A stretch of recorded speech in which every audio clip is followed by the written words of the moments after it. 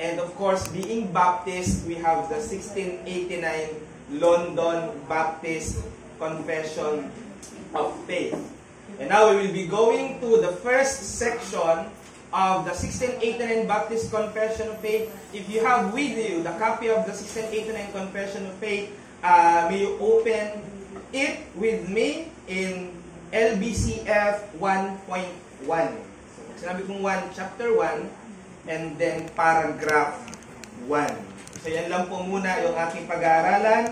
Pero dahil ito po ay tungkol sa scriptures, babasahin ko po yung kabuuan na sinasabi nung confession concerning sa scriptures. Okay? So, sundan nyo na lang po na inyong mga mata. Number 1 of the Holy Scriptures. The Holy Scripture is the only sufficient, certain, and infallible rule of all saving knowledge, faith, and obedience. Although the right of nature and the works of creation and providence do so far manifest the goodness, wisdom, and power of God, as to leave men unexcusable, yet are they not sufficient to give that knowledge of God and His will, which is necessary unto salvation. Therefore, it pleased the Lord at sundry times, and in diverse manners, to reveal Himself and to declare that His will unto His church, and afterward for the better preserving and propagating of the truth, and for the more such establishment, the comfort of the church against the corruption of the flesh and the malice of Satan and of the world, to commit the same wholly unto writing, which maketh the Holy Scriptures to be most necessary. Those former ways of God's revealing His will unto His people being now ceased. Paragraph 2. Under the name of the Holy Scripture, or the Word of God written, are now contained all the books of the Old and New Testament. Of the Old Testament, Genesis, Exodus, Leviticus, Numbers, Deuteronomy, Joshua, Judges, Ruth, 1st and 2nd Samuel, 1st and 2nd Kings, 1st and 2nd Chronicles, Ezra, Nehemiah, Esther, Job, Psalms, Proverbs, Ecclesiastes, the Song of Songs, Isaiah, Jeremiah, Lamentations, Ezekiel, Daniel, Hosea, Joel, Amos, Obadiah, Jonah, Micah, Nahum, Habakkuk, Zephaniah, Haggai, Zechariah, and Malachi. Of the New Testament, we have Matthew, Mark, Luke, John, the Acts of the Apostles, Paul's Epistle to the Romans, 1 Corinthians, 2 Corinthians, Galatians, Ephesians, Philippians, Colossians, 1 Thessalonians, 2 Thessalonians, 1 Timothy, 2 Timothy, to Titus, to Philemon, the Epistle to Hebrews, the Epistle of James, the 1st and 2nd Epistles of Peter, the 1st, 2nd, and 3rd Epistles of John, the Epistle of Jude, and Revelation. All which are given by the inspiration of God to be the rule of faith and life. Number 3, the books commonly called Apocrypha, not being of divine inspiration, are no part of the canon or rule of the Scripture, and therefore are no authority to the Church of God, nor to be any otherwise approved or made use than other human writings. The authority of the Holy Scripture, for which it ought to be believed, dependeth not upon the testimony of any man or church, but wholly upon God, who is truth itself, the author thereof. Therefore, it is to be received, because it is the words of God. Number 5, we may be moved and induced by the testimony of the Church of God to an high and reverent esteem of the Holy Scriptures and the heavenliness of the matter, the efficacy of the doctrine, and the majesty of the style, the consent of all the parts, the scope of the whole, which is to give all glory to God, the full discovery it makes of the only way of man's salvation, and many other incomparable excellencies and entire perfections thereof, are arguments whereby it doth abundantly evidence itself to be the Word of God.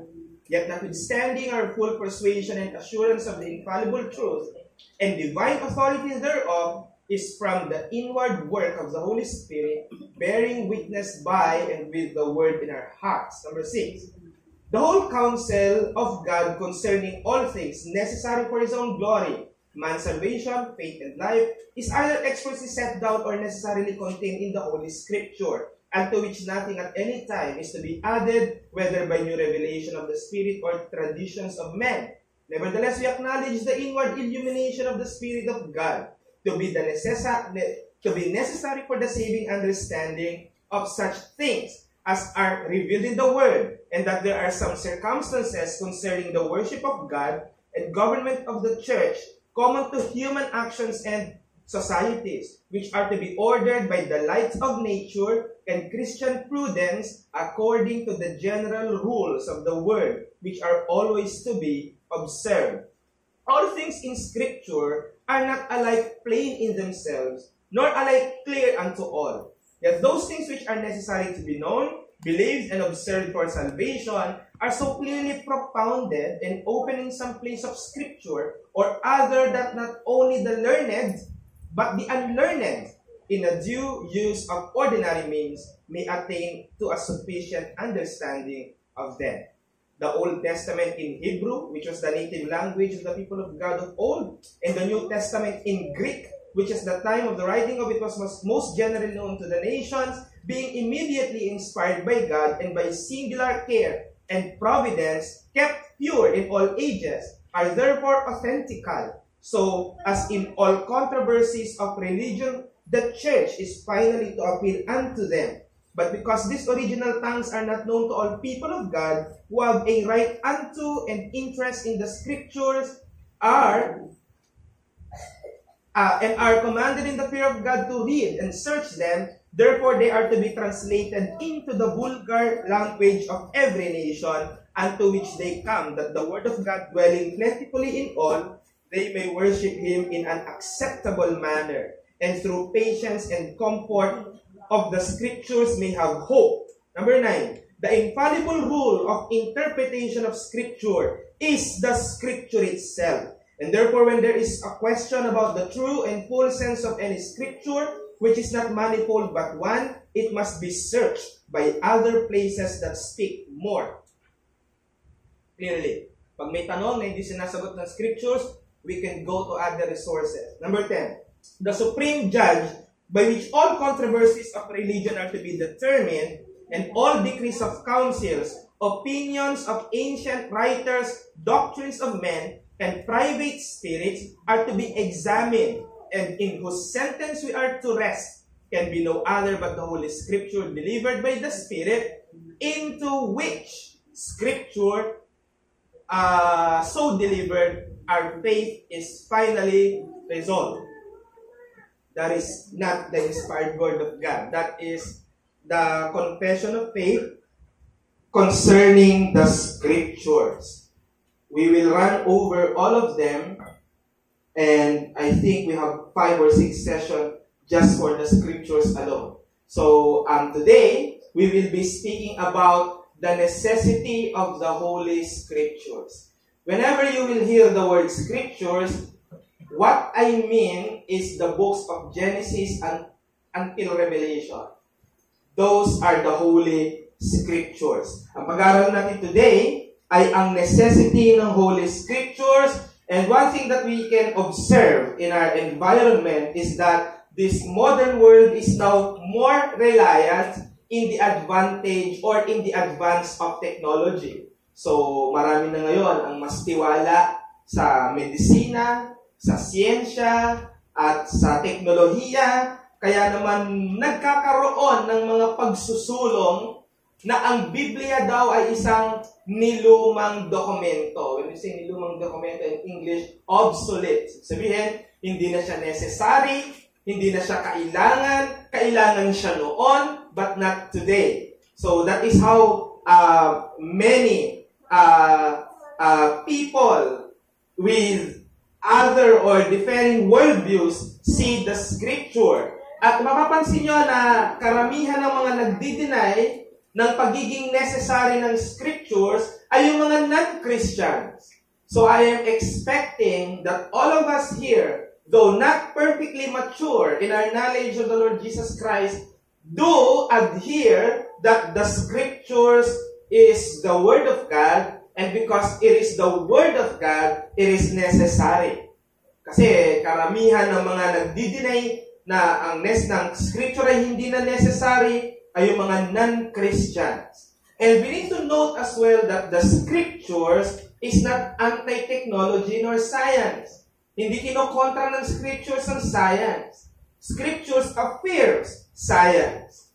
But Scripture tells us that it is the work of God's providence that works in any scientific observation. Now, the Bible is different because it contains the Word of God. Science is necessary. Medicine is necessary. Technology is necessary because they have their own use. They have their own role to play. Now, the reason why the Scripture is necessary, because science cannot tell you who God is. Medicine cannot tell you who God is. Technology cannot tell you who God is. The Scriptures does. It is the Scripture that will tell you who God is, and there is no other document ever written whereby there is an authority for you to believe about God but the Scripture itself, and from that premise alone, Scriptures is necessary. So it is the most basic Christian doctrine to hold, that the Scripture is the written Word of God. And this is my teaching for today. The Scripture is necessary because it is the only source of the Word of God today. You need to remember that mahalaga ang mga salita ng Diyos sapagkat ito lang ang nag-iisang pinagkukuhanan ng salita ng Diyos ngayon. Wala nang iba pa. And when you believe that, that belief alone means sola scriptura. When you say, I am a sola scriptura believer, you mean to say that you believe that the Scripture alone is the Word of God. Now, the issue that we need to address, what makes the Scriptures necessary today? Ano ang nagpapahalaga sa mga salita ng Diyos ngayon? Pag-usapan muna natin ang unang dapat nating maintindihan, ang pagiging kulang ng general revelation. I know that some of you may not be familiar yet of general revelation, but when we say general revelation, it is the creation of God. Everything that God had created in the span of 6 days, those are His creation. Now, when we say general revelation, is that the creation itself testify that there is God. Ipapahayag sa atin ng mga ginawa ng Diyos ang realidad ng lumikha. Nilikha tayo, tutulak tayo yan na magkaroon ng konklusyon na may lumikha. However, kahit meron tayong tinatawag na general revelation, it is insufficient. Hindi siya sapat. Hindi siya sapat. Dahil hindi niya sinasabi o ipinapahayag yung tanong na sino yung creator na yon. At hindi rin sinasabi ng general revelation ano ang ginagawa, plano at purpose ng creator na yon. That is why it is needed that apart from general revelation, there must be a special revelation, and which we have today through the Holy Scriptures. Let's listen from Dr. Sam Waldron in his Modern Exposition of 1689 London Baptist Confession of Faith, page 28. He says, the confession reminds us that the necessity of Scriptures is rooted in the necessity of redemptive revelation itself. The life of nature, etc. is not sufficient to give that knowledge, that which is necessary unto salvation. Hence, redemptive revelation is necessary for salvation. So, kahit sabihin mo, I believe in God because I don't believe na nagkataon lang yung mga bagay na yan, that's true, but that is not saving. Wala namang binuong relasyon sa iyo sa Diyos yun eh. Na-realize mo lang that there is God, but you don't know who that God is. What that God did. What does that God purpose, plan? We call it the redemptive history. Hindi yan ipapayag sa atin ng general revelation. Kaya yung necessity of Scripture ay fact na ito lamang ang nagtataglay ng redemptive plan of God. Let's take a look in 2 Timothy chapter 3, verse 15.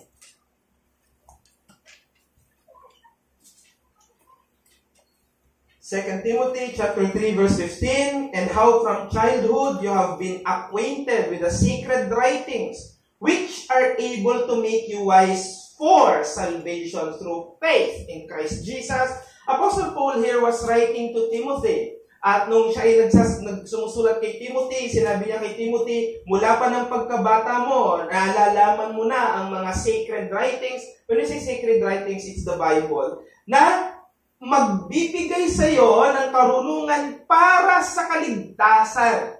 So, direktang sinasabi ni Apostol Pablo dyan kay Timoteo na ang nagiging dahilan ng pagkakaligtas ng isang kaluluwa ay ang kanyang pagkakabasa ng salita ng Diyos.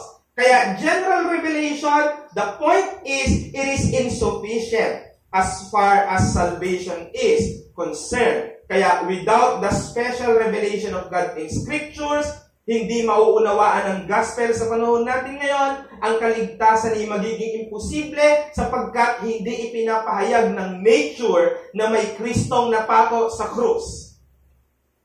Walang anumang nature ang magbibigay sa iyo ng hint na may namatay for your sins unless it is written.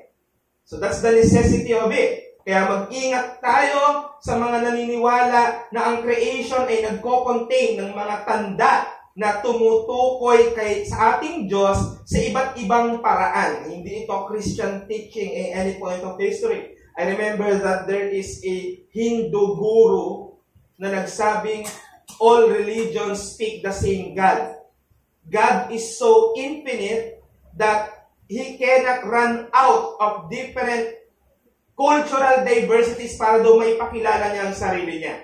Kaya the Hindus, they have their own understanding of God. The Christians, they have their own understanding of God. And the rest of the religions, they have their own understanding of God. But all of them are God's way, according to them, to reveal Himself in multi-diversity. That's incorrect. The Bible affirms the God of the Jews and the God of the Christians is the only God. Many other known gods are not God. Di sila. So, mali yung turo na yan at mag-ingat tayo sa turo na yan. Ngayon, pag-usapan natin yung pagkakasis, yung pagkakatapos ng dating paraan ng revelation. Now, speaking of special revelation, hindi tayo kaagad papasok sa binigay yung Bible. Dahil, nakumpleto ang Bible in 1st century AD na.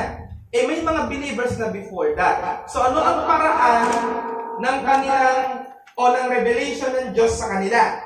At nagpapatuloy pa ba ang ganong klase ng revelation? Now, tandaan natin, totoo na noong unang panahon, nakikipag-usap ang Diyos verbally.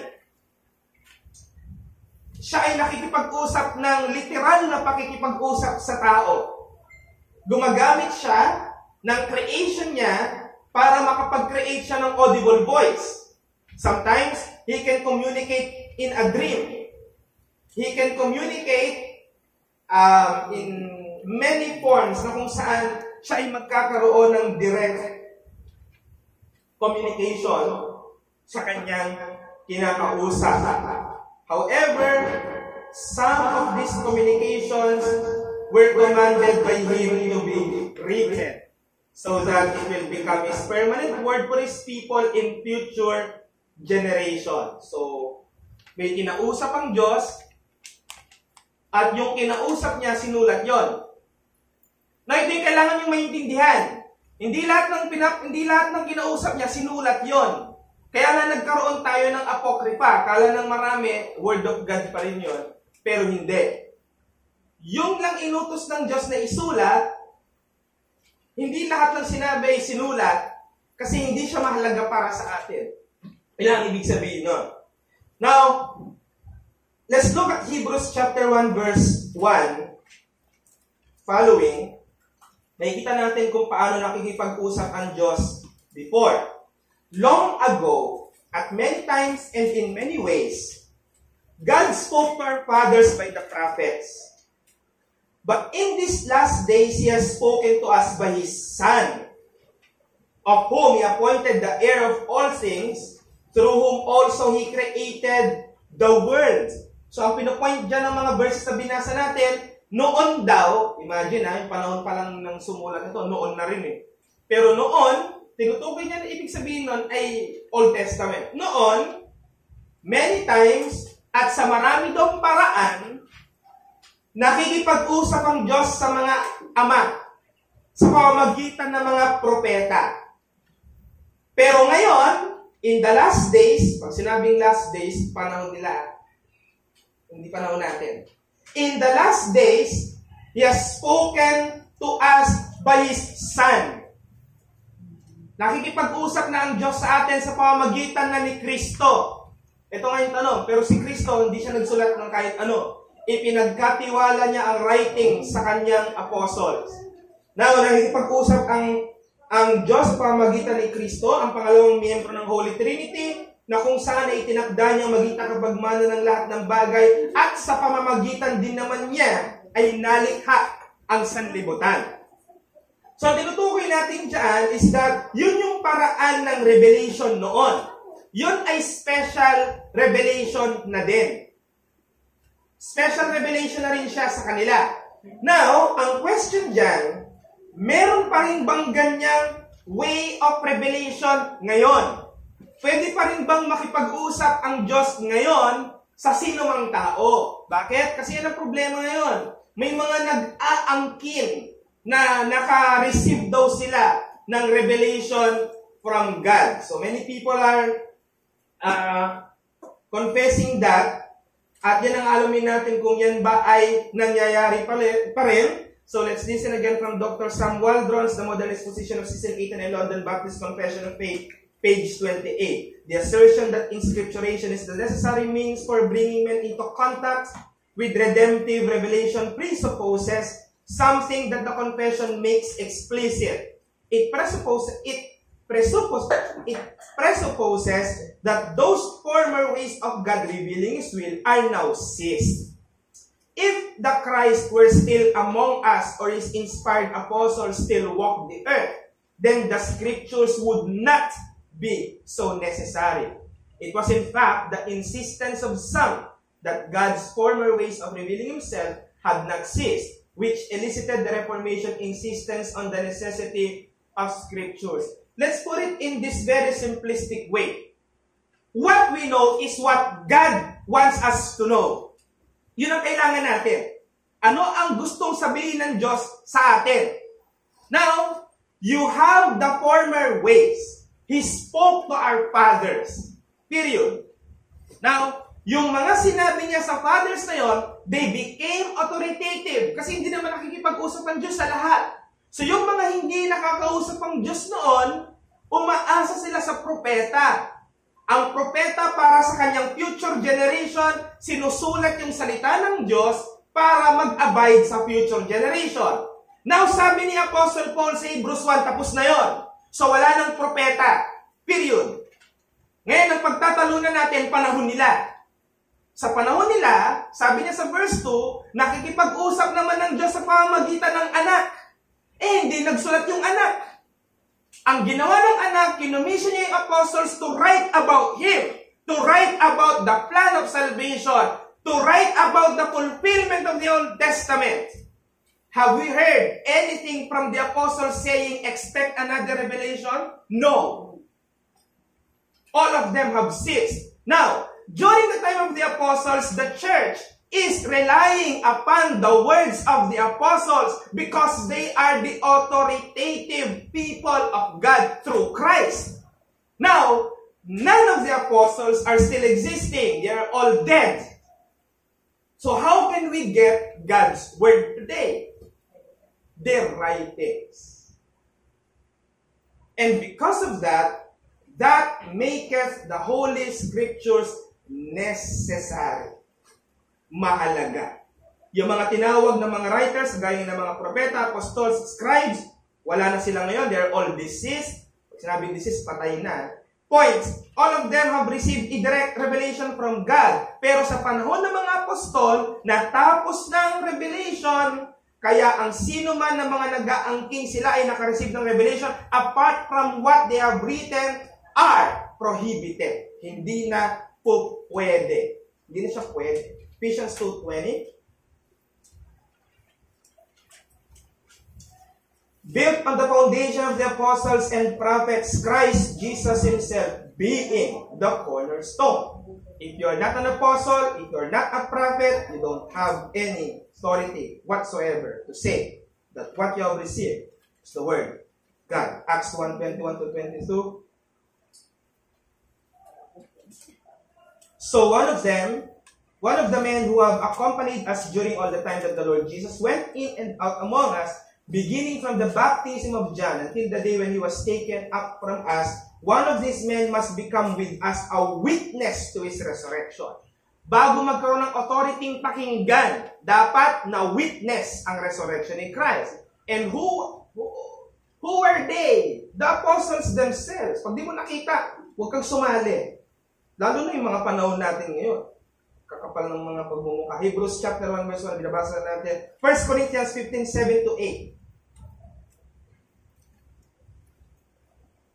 Kaya pag may nakausap kayong ganyan, sabing nakareceive siya ng revelation, rebuke, then go away. 7-8. Then he appealed to James, then to all the apostles, last of all, as to one ultimately born, he appeared also to me. Parang malayo, no? Pero ang gusto kong ipunto dyan, si Apostle Paul, baka kasi questionin nyo eh. Sabi kanina, di ba, resurrection. Pero sinabi naman ni Apostle Paul dyan, last of all daw, sinasabi niya na ako na yung huling apostol. Yan yung sinasabi dyan.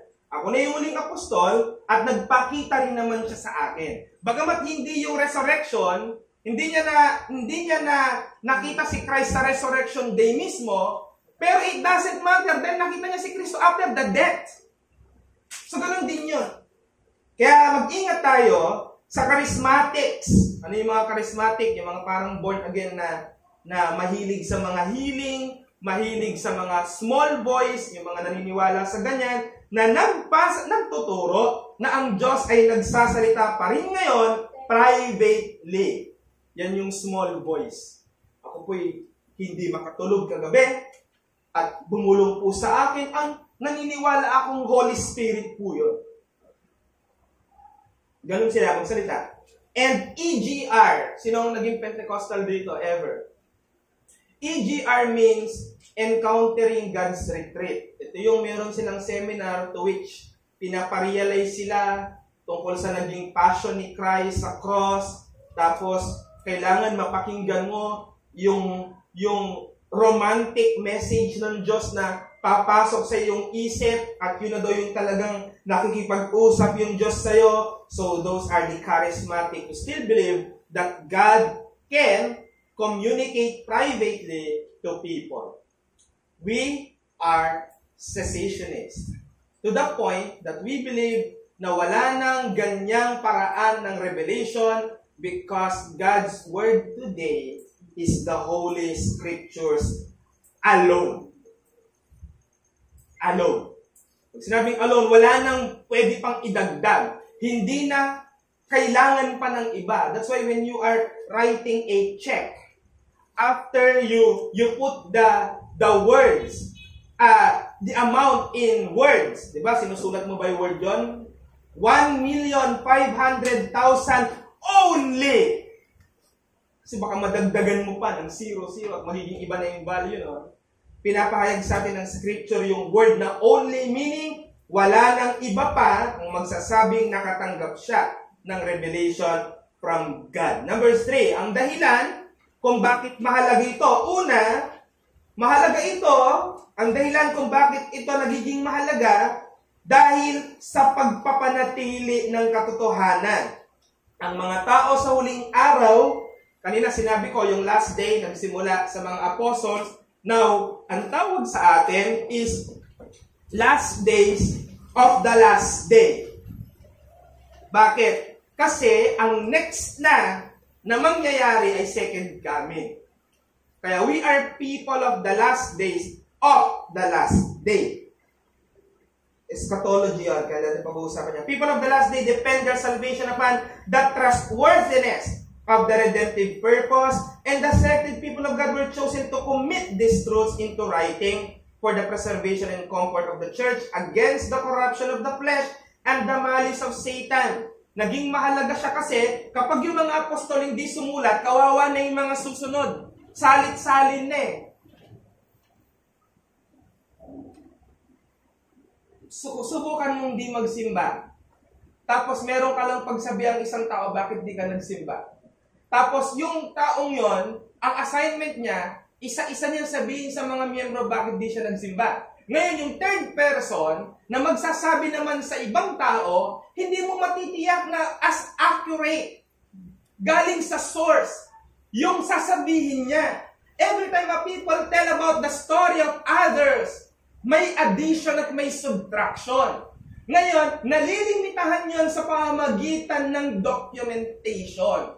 And that was God's way to preserve His truth. Not just spoken, but written.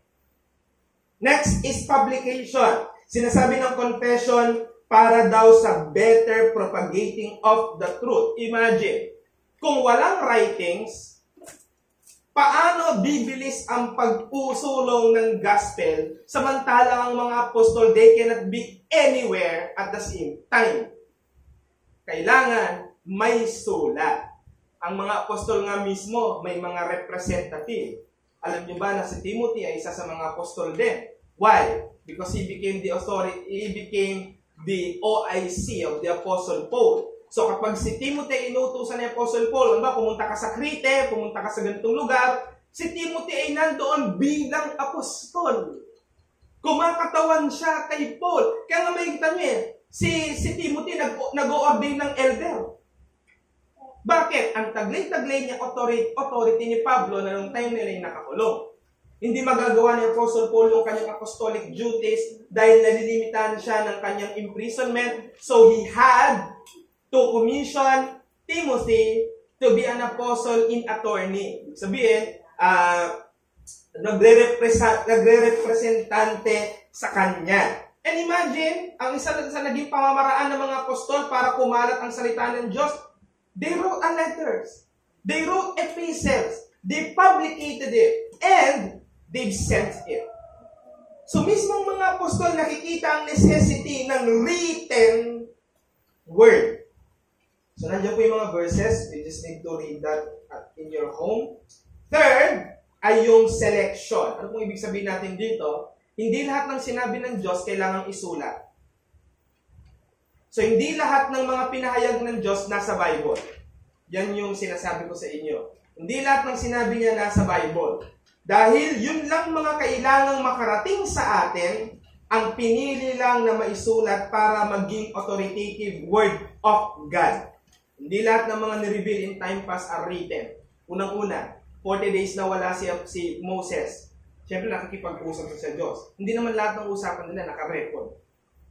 Kung ano lang yung sinabi ng Diyos, isulat mo para sa mga tao. Those that were written are selected because they are necessary revelations needed to be known by men. Let's hear from Dr. Samuel on the Modern Exposition of 1689 London Baptist Confession of Faith, page 30. The confession might seem to contradict this when it says that God was pleased to commit the redemptive revelation wholly unto writing.